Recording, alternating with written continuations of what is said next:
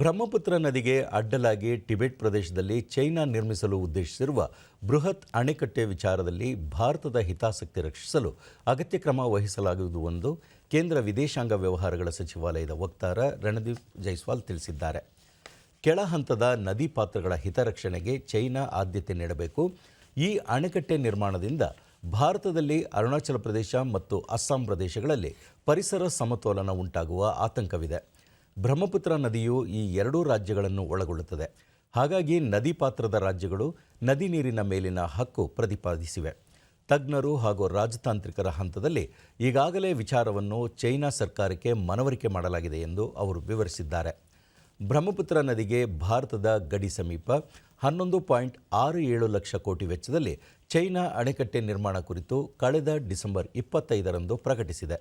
ಈ ನಿರ್ಧಾರಕ್ಕೆ ಭಾರತ ಹಾಗೂ ಬಾಂಗ್ಲಾದೇಶದಲ್ಲಿ ಆಕ್ಷೇಪ ವ್ಯಕ್ತವಾಗಿದ್ದು, ಇದಕ್ಕೆ ಪ್ರತಿಕ್ರಿಯಿಸಿರುವ ಚೈನಾ ಇಂತಹ ಆತಂಕ ಅನಗತ್ಯ ಎಂದು ವಿಚಾರವನ್ನು ತಳ್ಳಿಹಾಕಿದೆ.